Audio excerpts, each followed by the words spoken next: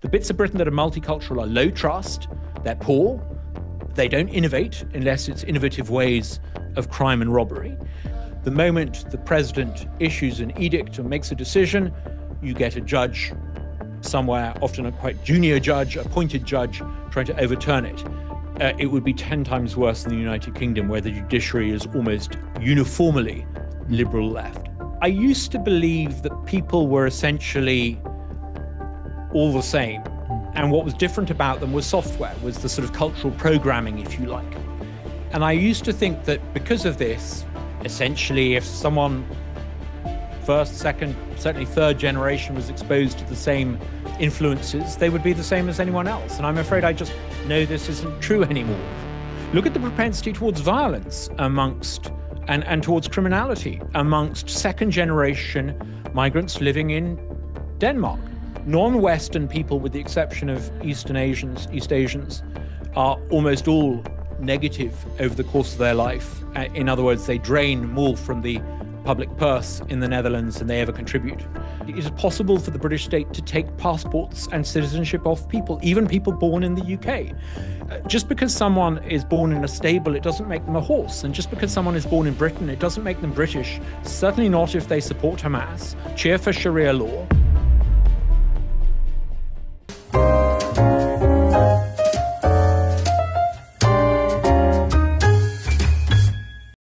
Hello and welcome to the show this week.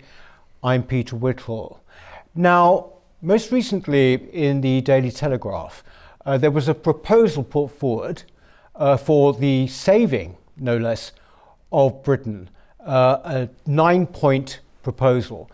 And it was written by Douglas Carswell. Now, you might remember Douglas was a member of Parliament here in Britain from 2005 to 2017. He was a member of Parliament for Harwich to begin with, and then perhaps more famously for Clacton. He was elected in Clacton in a by-election for UKIP, and then indeed was re-elected at the general election. He's now based in Mississippi, where he is President and Chief Executive Officer of the Mississippi Policy Center. He's with me today. Thank you very much for joining us, Douglas. Peter, thank you for having me on your show. Wonderful to see you again. Yes, I hope I got all that correct. Douglas, this proposal that, as I said, I saw in the Daily Telegraph, is very wide-ranging, very detailed, and, you know, obviously with a great amount of research behind it. Can you tell me, first of all, is it aimed at any one, either person or party, or is it something that you're putting out there, you know, in the hope that it is taken up? It's aimed at you, Peter. It's aimed at your viewers. It's aimed at everyone. I spent many years as a member of Parliament in the House of Commons trying to get Tory ministers interested in particular policies, often to no avail, sadly. I'm not playing that game anymore. I think now you have competition on the right, with Reform and the Conservatives both vying to define what it means to be centre-right, right-wing. So I'm throwing the ideas out there, hoping that people will steal them, that they will claim them as their own, that they will take them up. So it's really for everyone. It's not just an SW1 conversation. We need to have a national conversation on shows like yours about what it is that we need to do to restore the country, because the country is in a pitiful condition. And I think we can't really leave it to 650 members of the House of Commons to decide how to restore the country. We're going to have some 60 million people, I think, engaged in a wholesale process of national renewal. And to do that, we don't just need to change a government. We need to fundamentally change the way the country is governed. And I hope that my contribution, Milestones, kicks off that debate. Yes, it's as I mentioned there, you have the proposal is sort of, you know, separated into 9 milestones, isn't it, with about 34 different policy proposals underneath it, and we're going to go through some of those. I just want to ask you though, Doug, so obviously you've been in Mississippi now since 2021, is that right? That's right, yeah. Yeah. My perception is, and you must correct me if I'm wrong, but my perception is that your proposals are maybe far more radical than maybe once you would have been. Do you think that that's right? I think that's fair, Peter. I think far more radical. I think when you are detached, and I, as you can see from the wall behind me, now live in the United States, it's now my home, I think that's given me a slightly different perspective, and it's allowed me to see things I didn't previously see. Yeah. One big event that happened just as I was standing down as a Member of Parliament was the Manchester Arena bombing. And that, and then the attempted bombing of Parsons Green. I was close by to that event. Those events slightly changed my mind about not just multiculturalism, but the ability of the British state to be honest with us about the consequences of large-scale Muslim immigration. So a combination of you may say I was mugged by reality, a combination of that after I left the House of Commons, plus being in a different country that is actually doing rather well and looking back across at the old country, across the Atlantic, it's made me realize that actually we need some far-reaching change. We need some far-reaching change, Peter, because I couldn't see this when I was in British politics, but essentially the country has been run by the same kind of people since 1997. Now, when I was a Conservative MP, I would have taken issue with that. When I joined UKIP, I would have taken fierce issue with that. I would have said, no, Tweedledee is totally different from Tweedledum. But as we all know, Tweedledee and Tweedledum are essentially the same pair of clowns. And that is the problem with the country. Since 1997, and I begin in milestones by pointing this out, since 1997, we've basically been run by Blairite governments. Now, obviously, Tony Blair himself was only Prime Minister for 10 of the 28 years that have lapsed since then. In fact, we've even had non-Labour governments in office since then, but they've all, whether it's Blair or Brown or Cameron or Sunak, they've all basically been Blairite. That is to say, they all share the same fundamentally centre-leftist assumptions about society and about the role of government, about the need to pass power to so-called experts, about the infallibility of experts. Tony Blair did this on a large scale. Boris Johnson did this on a large scale. They all believe in government by experts. They all believe that our rights are universal and are handed to us by charters. They all believe in the rule of law becoming the rule of lawyers. And because they all have the same belief that human nature is universal, that an Eritrean can become an Englishman, which is palpable nonsense, they all end up believing that if you have a shortage of people, you just import more of them. They believe in the fallacies, the polite fictions of human interchangeability and cultural universality. And it's nonsense. It's a catastrophic way of running a country.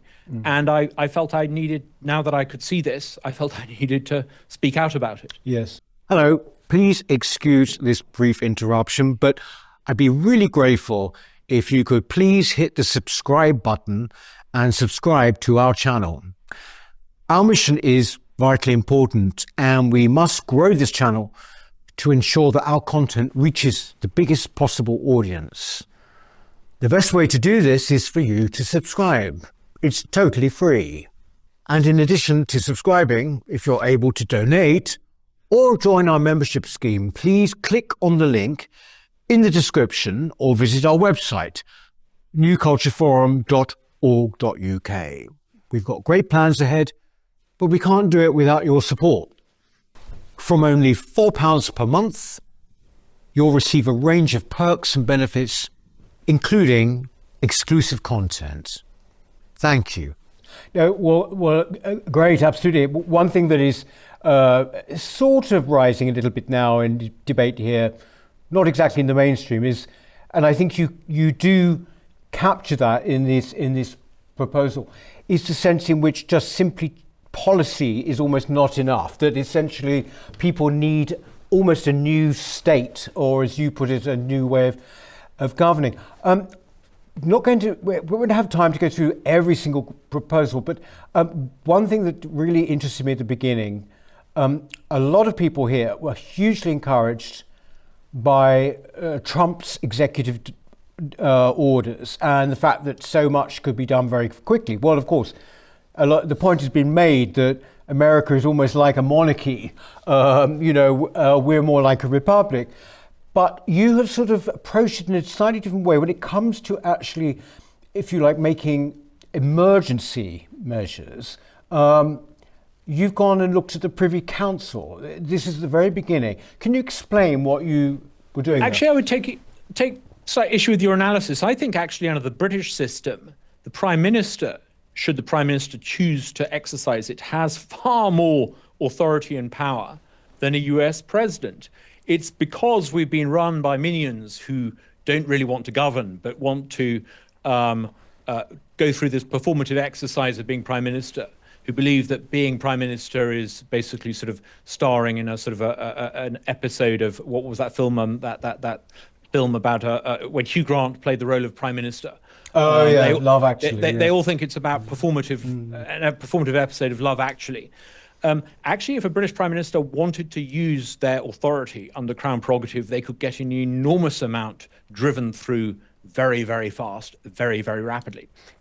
But if you simply make a list of policies that need to be implemented and you game plan, as I did, what might happen, it becomes painfully obvious that actually you couldn't do it because the civil service would refuse to do it. Look, they wouldn't even implement conservative policy on Rwanda, for heaven's sake. The judiciary would be on hand to frustrate and thwart it. You would end up, as has happened for 20 years, people vote for a centre-right policy option and they end up being governed by the same centre-left outcomes, because the institutional capture of the system is so great that ministers without a strategy can't actually effect change. So I reread Margaret Thatcher's document, Stepping Stones, and that was as much a strategy as a list of policy solutions. And I wanted to come up with a strategy. How do you overcome the Sir Humphreys? How do you overcome the judicial activists and the parasitic civil servants in Whitehall? And I think that in order to do this, you need to use prime ministerial fiat. And this is partly using something called orders in council. Now, orders in council are basically a form of legislation by decree, if you like, that exists under the British system. Areas which are reserved for Crown prerogative. Basically, you can insist that the king give his approval to an edict, and it becomes binding, like Trump's executive orders. Now, an incoming reform or conservative government would find itself instantly captured by the civil service. To prevent this, you need to have authority over them, the ability to hire and fire civil servants. So step number one is a series of proposals to do this.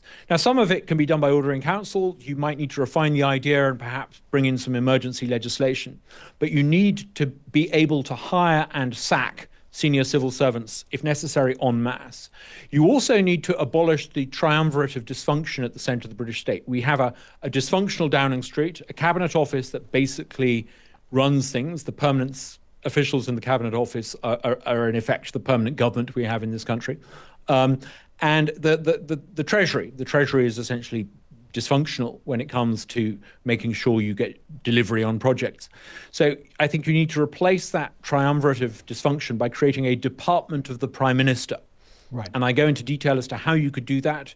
You wouldn't need to pass primary legislation to do that. That can all be done at the stroke of a pen. But you need to have the stroke of the pen on day one. Because if you don't do this on day one, if, like all those Tory MPs, you say, oh, this is very nice, but Whitehall reform can wait for a second year or a second term. There will be no second year, there will be no second term. And I know this because I put forward many of these proposals to Boris Johnson and Dominic Cummings in 2019 with an oven-ready proposal to do this. I was told that they liked the idea, but it was something they would do later. There was no later, because if you don't do this on day one, the system will destroy you as it did to Boris Johnson and indeed Liz Truss. So it's absolutely essential you use these orders in council to establish mastery of the civil service, to create a department of the Prime Minister, and also then to address the issue of judicial activism. Because as we see in America, the moment the president issues an edict or makes a decision, you get a judge somewhere, often a quite junior judge, appointed judge, trying to overturn it. It would be 10 times worse in the United Kingdom, where the judiciary is almost uniformly liberal left.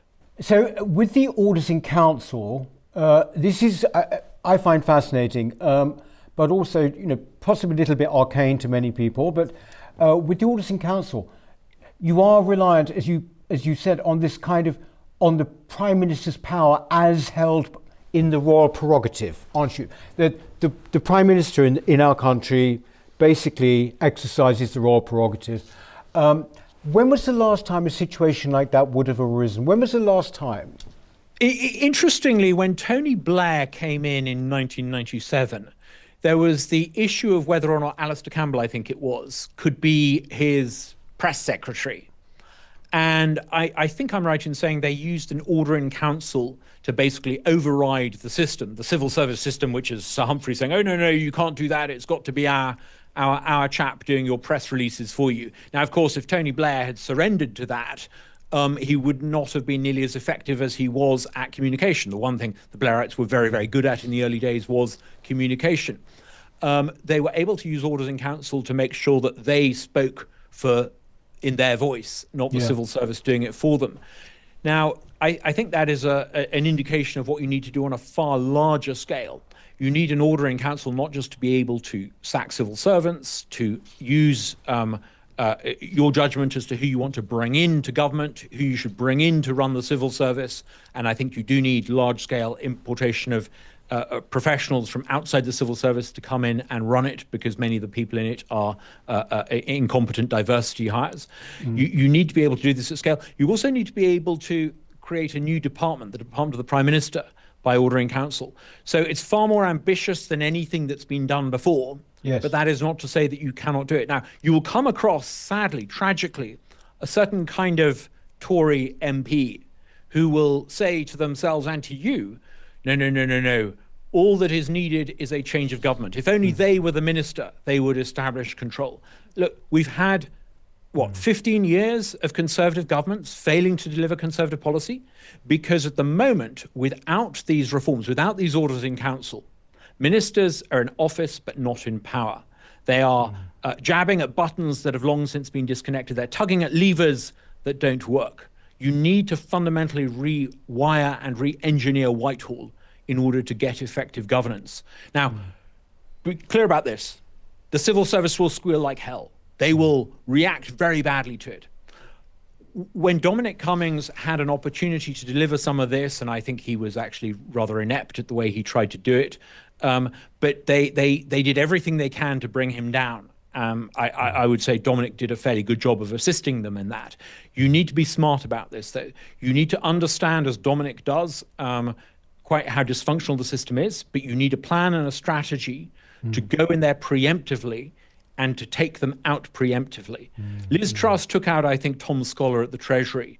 It's not just a Tom Scholar at the Treasury you need to take out. You need to be prepared and willing to sack en masse a large number of permanent civil servants, bring in new ones, create a fundamentally new system in Whitehall to drive forward change. If you don't do that, you will be constantly undermined, and you'll be in office, as I said, but not in power. Does this bear any resemblance, therefore, to the American approach, which, as I understand it, putting it crudely, is that the civil service changes with the administration, obviously, in order to basically put into practice what the administration's there for? Yeah, absolutely. In America, you bring in, as a new administration, a whole series of appointments. And actually, quite a few friends of mine, people who I've got to know really well over the past few years, are now senior figures in Washington running the bureaucratic state. But look, in the UK, there is this extraordinary power of patronage that the Prime Minister has already. What is slightly mind-boggling is how bad Conservative leaders have been over the past 30 years at exercising it. You had the absurd situation of people like Michael Gove appointing, the leftist activist Juniper to government quangos. You had the civil service actively frustrating attempts by Boris Johnson to appoint Conservatives to positions within Whitehall. So one of the things I think you need in the new department of the Prime Minister is an appointments unit where you can, don't shy away from the accusation that you're politicizing these appointments. Absolutely, yes, you are. Yes. You are politicizing them in the sense that you're bringing in people who share the elected government's mission, the British voters' mission, and delivering on it. And if people regard that as somehow illegitimate, then they need to leave Whitehall. You need to be pretty radical about this. And you mustn't shy away from the idea that you're somehow politicizing politics. Maybe it's time to actually politicize politics, because Sir Humphrey has been running it in his interests for 30 years, and it's run the country into the ground. So we should not shy away from shamelessly appointing people who want change into positions of authority, and doing that in place of career civil servants. Absolutely. Before we look at a few of the particular milestones that you've enumerated, Douglas, just one point which is not in your proposal. It wouldn't be, but it seems to me and to many people that one of the biggest bulwarks against change is, in fact, simply our media. Now, you might say, well, that's counts of despair, you have to deal with that.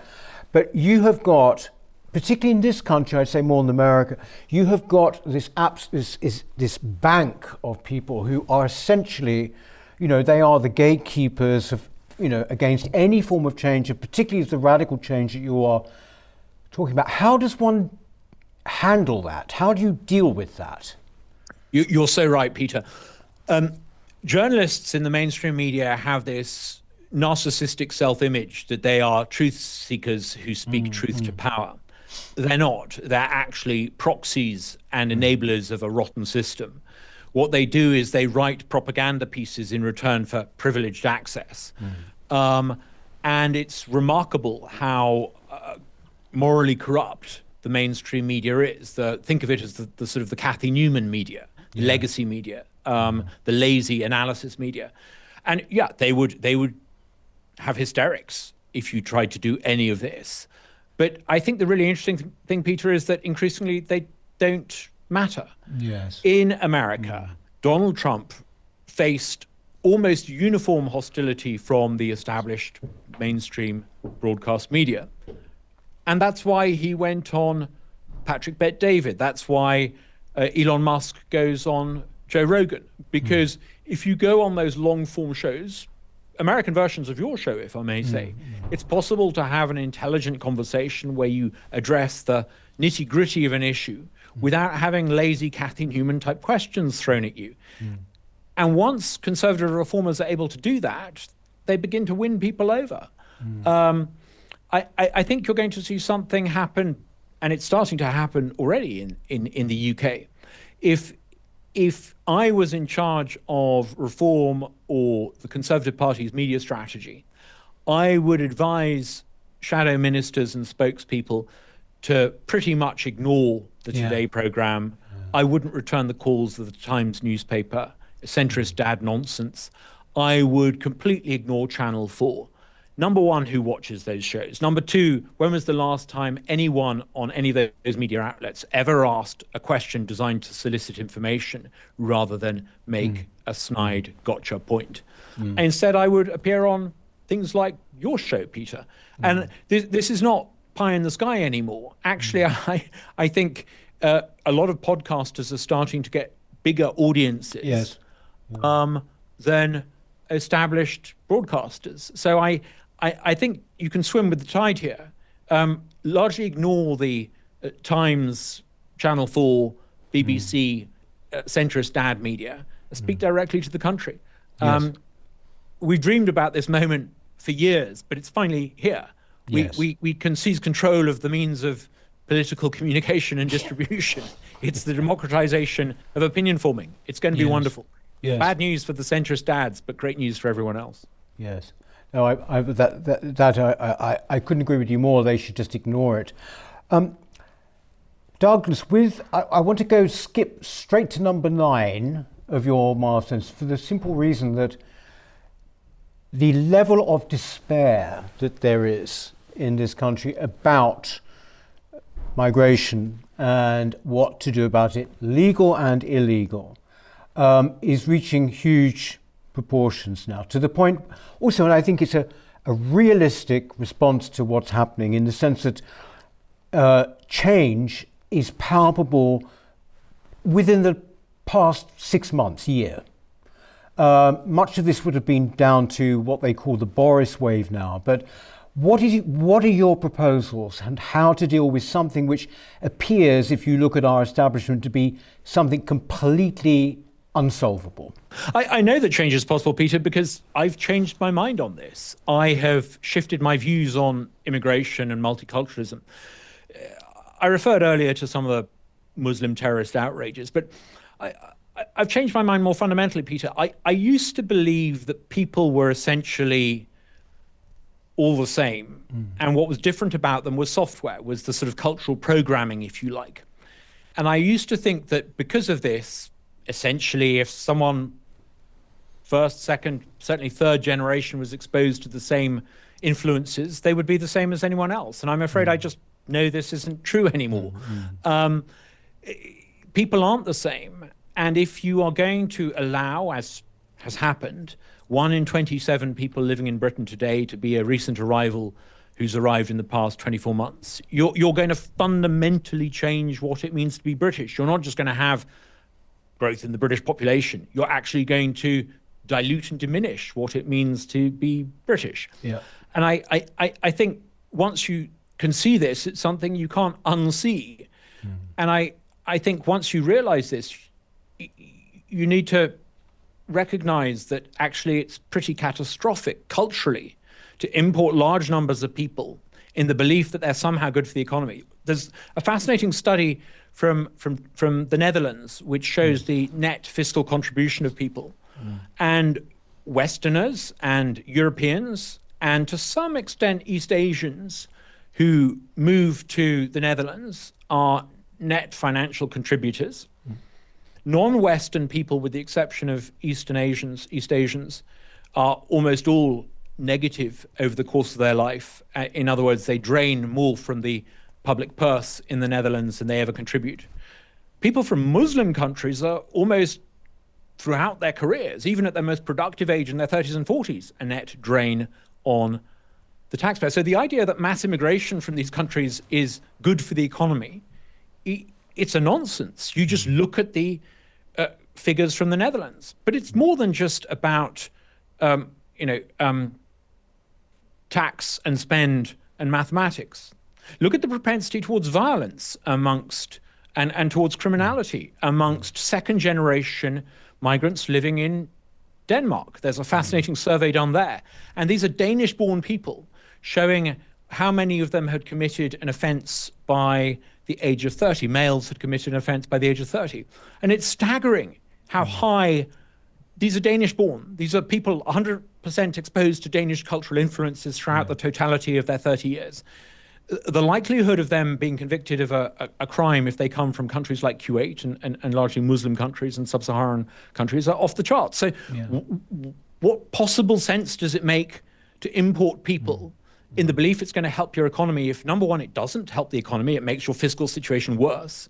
If you're importing people who have a high propensity towards criminality and violence and a very high propensity towards living at public expense. And there's some recent data out showing how many people from different migrant backgrounds in the UK live on benefit. And I think something like 50% of people from the Congo in Britain live at public expense. Why are we importing people from the Congo? What possible reason do we have to import people from that godforsaken country to live in the West when we can see that they are of little benefit? They're not going to be doctors and engineers. Now, that's not to say there may not be a doctor or engineer somewhere.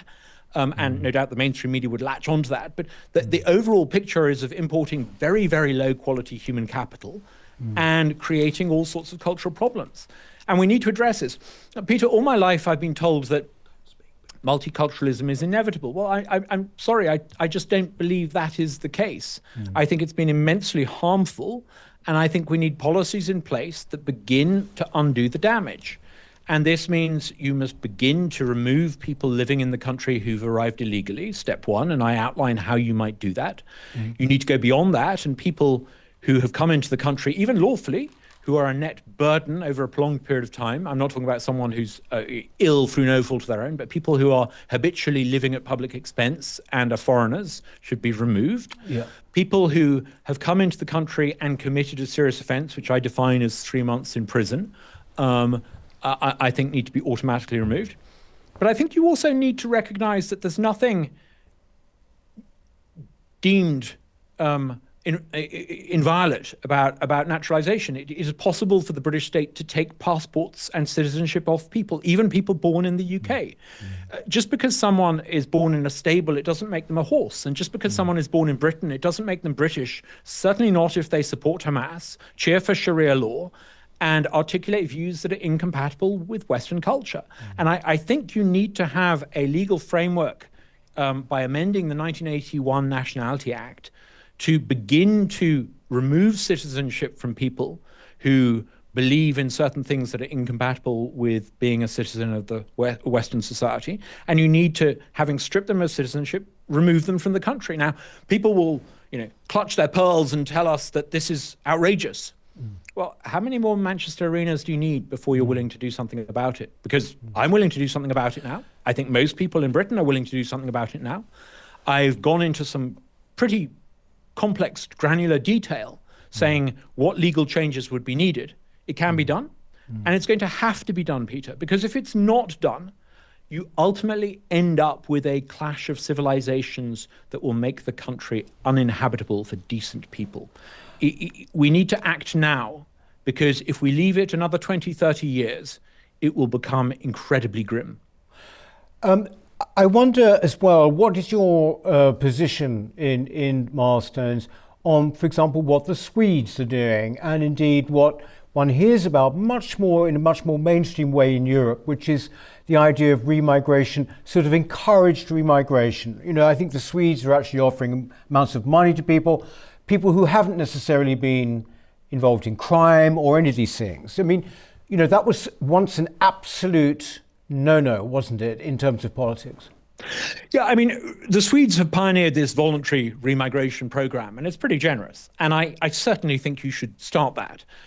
It won't surprise people to discover that actually there's pretty low take-up. I mean, I think you'll get a higher take-up once you automatically remove benefits from people who are immigrants in the country, once you are prepared to say, no, you cannot continue to live in council housing, no, you cannot continue to live at public expense. Once you do that and offer people the Swedish equivalent of, I think, sort of £26,000 to leave the country, you will see some take-up. But it's still going to be significantly small, given the scale of the problem. I mean, let's face it, even for £26,000, a lot of people are not going to be willing to leave their existence in Croydon or Manchester or Birmingham and to go back to live in Kashmir or Kinshasa. So you're going to have to bring in involuntary repatriation. But voluntary repatriation, voluntary migration is a key step morally towards that, because once you have made it voluntary, it's an enabler. It allows you to then say, well, I'm afraid we're going to have to do this involuntarily. But we mustn't shy away from it. It's either that or the future of your own country is to be unrecognizable. And it's incumbent for us to realize that, we've got a finite period of time in which to act. We can act now and fix this. And if we act now, determinedly, we can resolve it. I think I'm right in saying that in Denmark, the proportion of people who are Danish under the age of 18 is now higher than amongst young adults. The Danes have begun to have some success in this. Really? Yeah. Yeah. But you need to not shy away from this. You will be called racist. You will be told that you are a supremacist. You'll be told that you are doing things that are putting unbearable pressure on people. You will have pictures of people back in Kinshasa or wherever who are crying in front of the cameras. But the alternative to not acting on this is to basically become a huge multicultural society. And I I don't think that is the utopia that people think it is. Multiculturalism, Britain, the bits of Britain that are multicultural are low trust, they're poor, they don't innovate unless it's innovative ways of crime and robbery, and they're not places you would want to live in. So why expand that multicultural hellhole to envelop the entirety of your country? If we act now, we can stop it and we can reverse it. Similarly, we need to be clear what we mean by integration. If people are willing to integrate, that is, they are willing to go to work in the morning, they're willing to pay their taxes, they're willing to be law-abiding and speak the language and integrate, absolutely fantastic, wonderful, wonderful, wonderful, wonderful. But in order for that to happen, we need to be prepared to remove people who aren't willing to assimilate and people who are willing to advocate for a system of Sharia law and a worldview that is incompatible with Western civilization. Douglas, would you ever consider, you've spent obviously a lot of time on this proposal. Would you ever consider being politically on the front line again? I mean, would you want to, either in Britain or in America? I don't think so, Peter. I mean, I ran for election and stood and won, I think, 4 times, 5 times. Yeah. I resigned my seat when I switched parties and stood in a special election, a by-election I called on myself. I co-founded Vote Leave, the official Brexit campaign. I feel I've sort of done my bit in frontline politics, and it's incredibly tough in frontline politics. It's very tough on you as a person. I mean, you'll remember very well, Peter, the vitriol people like you and I were exposed to in London in the wake of the Brexit referendum. I mean, I had my child thrown out of her school. I was unable to travel with my family on public transport in the wake of the Brexit election. It's tough. I feel I've sort of done my bit. Yes. Yeah. I also think there are actually people who are better at politics than I was. I see in both Reform and the Conservative Party some talented people. I want to help them. I want them to do well. I see myself rather in the role of the scriptwriter. I'm writing the script.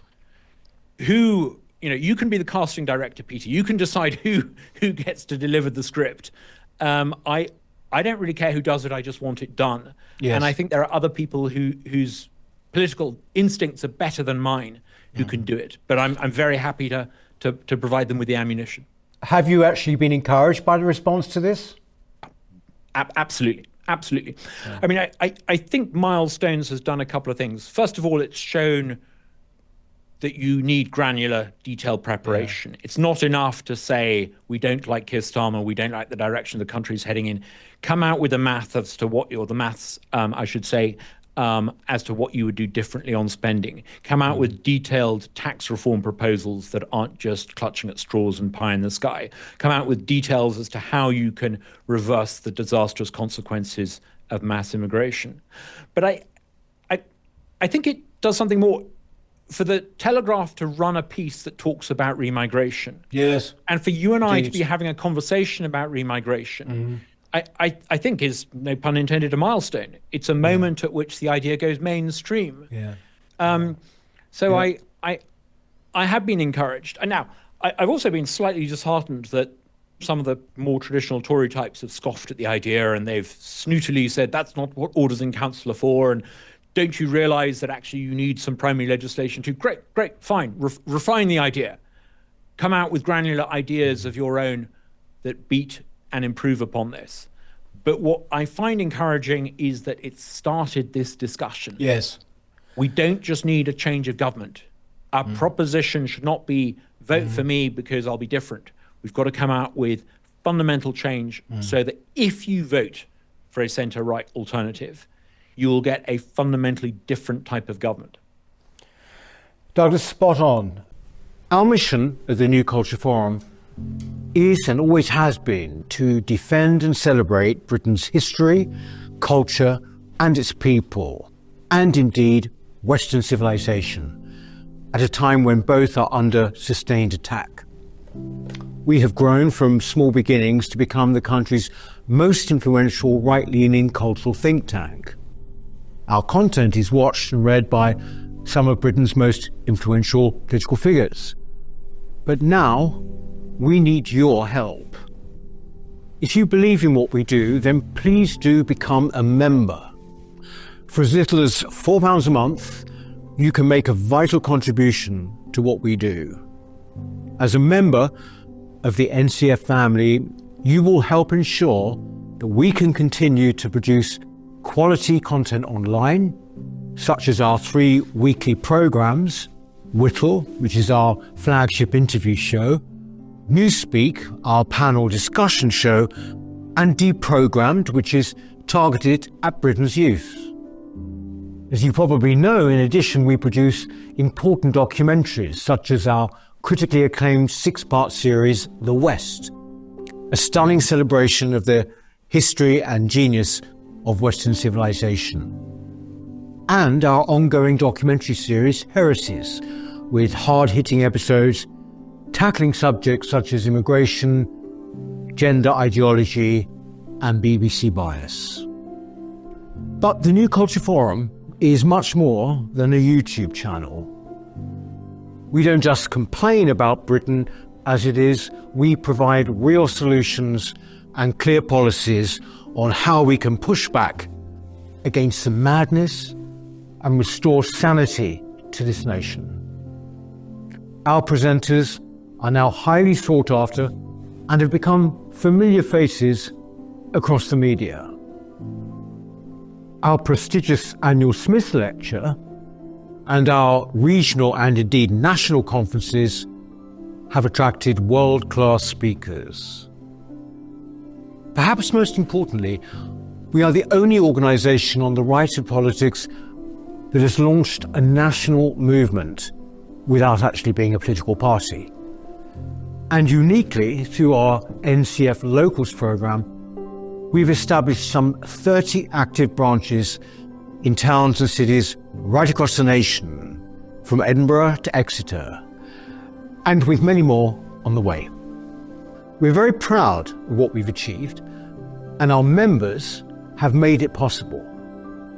In return, our members receive access to exclusive content, invitations to private events, free or discounted tickets to our conferences and lectures, free copies of our books, and much more. I very much hope that you'll join us too by clicking the link in the description or going to our website, newcultureforum.org.uk. Now is the time that we need your help. Thank you.